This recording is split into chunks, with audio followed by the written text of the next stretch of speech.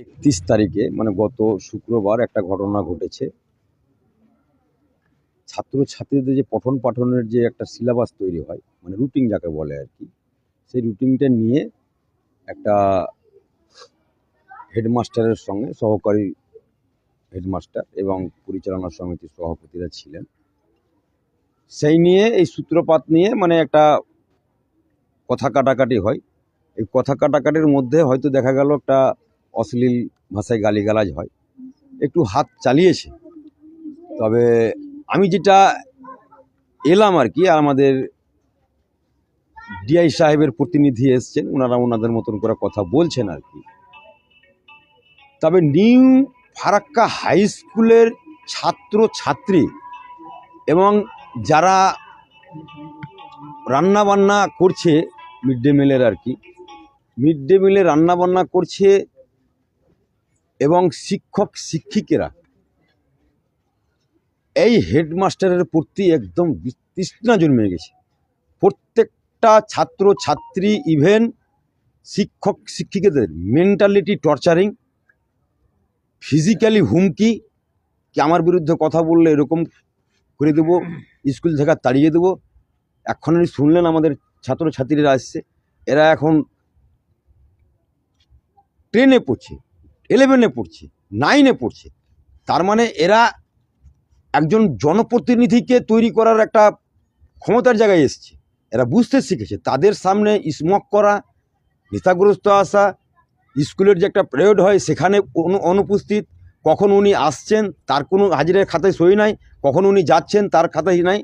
আমি ঘটনাটা যাচ্ছি না, পুলিশের কাজ করবে, ঠিক আছে, কিন্তু এটা একদিনকার সমস্যা নয়, এটা বহুদিনের সমস্যা, তার প্রতিফল ঘটেছে আর কি। তবুও আমি আজকে মিটিং করলাম শিক্ষক শিক্ষিকাদের সাথে, আমাদের ছাত্রছাত্রীরা, আমাদের প্রাণের ছাত্রছাত্রীরা, যাতে করে ভয় ভীতি তাদের মধ্যে না আসে, আগের মতন যেন পঠন পাঠন চলে। শিক্ষা প্রতিষ্ঠানে কোনো রকমই আমরা অসামাজিক কাজ আমরা মেনে নেব, তাতে হেডমাস্টার হোক আর যাই হোক না কেন, ডিসিপ্লিন সকলের জন্য যোগ্য। ছাত্রীরা আমার বোনের মতো, আমার মেয়ের মতো, ওদেরকে হুমকি দেওয়া হচ্ছে কি আমার বিরুদ্ধে গেলে ক্লাসরুমে গিয়ে, এটা তো ঠিক নয়। একজন শিক্ষক কুলের বদনাম হয়ে যাচ্ছে না, একজন শিক্ষক এই ধরনের ভাষা বলতে পারে না। তো যাই হোক, আমরা চাইছি, ইনারাও চাইছে, আমার কথা নয় এটা, এই প্রধান শিক্ষককে এখান থেকে মানে ট্রান্সফার চাইছি। আমার বক্তব্য নয়, এই ছাত্রছাত্রীরা সবাই এবং যারা শিক্ষক শিক্ষিকা স্কুলের আছে আর আমার কাছেও অগাধভাবে ওনার একজন শিক্ষিকাকে কেমন করে বলতে পারেন কি তুমি আমার মন মতো না চললে তুমি মানে সুখ সুবিধা থেকে বঞ্চিত থাকবো, তুমি আমার পছন্দের নয়। অশ্লীল ভাঁতাতে একটা কি আছে, আমার কাছে রেকর্ড আছে, সেগুলো আলোচনা হয়েছে। তা আজকে আমার মা বোনেরা কী করে স্কুলে আসবে? তা আমি চাই, ঠিক আছে উনি কেস করেছেন, পুলিশ যেন তার সঠিক তদন্ত করে সত্য উদ্ঘাটন করে যারা দোষী আছে তাদের সাজা হবে। এবং এখানে আইনের বাইরে হেডমাস্টারও নয়, হেডমাস্টারও আইনের মধ্যেই থাকতে হবে। তাই আমি চাইব আমার এখানকার ফারাক্কা নিউ ফারাক্কা হাই স্কুলের পরিবেশ পরিস্থিতি, পঠন পাঠন পরিবেশ সুস্থ যেন থাকে। আমি ছাত্রছাত্রীদের আশ্বাসন বা ভরসা দিচ্ছি, কোনো রকমের কোনো কিছু হলে আমার সঙ্গে যোগাযোগ করবে, সেই যেই মাস্টার হোক না কেন। কারণ ফারাক্কাতে কোনো রকমের একটা অপরিকতর ঘটনা যদি ঘটে যায়, অবাঞ্ছিত ঘটনাটা ঘটে, তার দায়িত্ব, যেহেতু আমরা সরকার পক্ষের লোক, বিরোধী দল হই হই হই হই করছে, কিছু না এই ঘটনাকে নিয়ে রাজ্যব্যাপী একটা শোরগোল মাচিয়ে দিয়েছে। তাই আমি আগামী দিনে আমাদের শান্তি শৃঙ্খলা বজায় রাখার জন্য, পঠন পাঠনের জন্য কোনো রকমের ব্যাঘাত না ঘটে, তার জন্য এসেছিলাম। আমি ছাত্রছাত্রীদের আমার সঙ্গে কথা বলে ওরা একটা আস্থা ভরসা পেল, ওনাদের একটা ভয় কাটলো। প্রত্যেকটা ছাত্রছাত্রীকে এবং মাস্টার শিক্ষক শিক্ষিকাদের আমি বললাম আগের মতন পঠন পাঠন চলবে, আপনারা নির্দ্বিধায় স্কুলে আসন করবেন। আপনাদের যা বক্তব্য ডিআই সাহেবের প্রতিনিধি এসছেন, ওনার সামনে চলবেন, কারণ ওনারা সকলেই চাইছেন এই হেডমাস্টারের এখান থেকে পরিবর্তন চাইছেন। স্কুলের এই প্রধান শিক্ষকের রুমে সিসি ক্যামেরা নাই, এটা কি বলবেন? এটা ওখানে তো বলছে কি যে ওখানে করে স্মোক করে, আরও কোনো মেয়েকে থ্রেট দেয়, কোনো ছাত্রছাত্রীকে ডেকে কথা মানে করে। তা আমি অবিলম্বে বলবো ওর রুমেও সিসি ক্যামেরা যেন থাকে।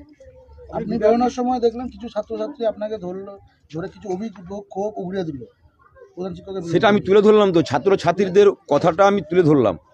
এই বিষয়ে কি উচ্চমহলে জানাবেন? হ্যাঁ, অবশ্যই আমি জানাবো, রাজ্য শিক্ষা দপ্তর কিছু এ নিয়ে আলোচনা আমি বলবো, যাবো আমি এখানে, কারণ এটা হতে পারে না। আজকে আমার এলাকার ছেলেমেয়েরা যদি হেডমাস্টারের কাছে সুরক্ষিত না থাকতে পারে, কোথায় যাবে ওরা?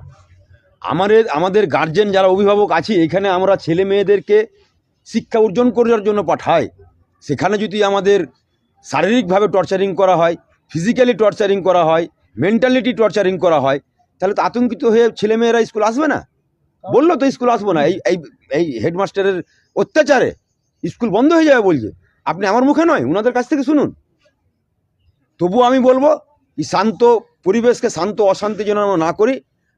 ছাত্রছাত্রীর কাছে আহ্বান করব, আমরা এখানে শিক্ষা লাভ করতে এসেছি, এই হাই স্কুল পার করে গিয়ে আমরা যেন আবার উচ্চ শিক্ষায় শিক্ষিত হয়ে দেশ গড়ার কারিগর হতে পারি, সমাজ গড়ার কারিগর হতে পারি।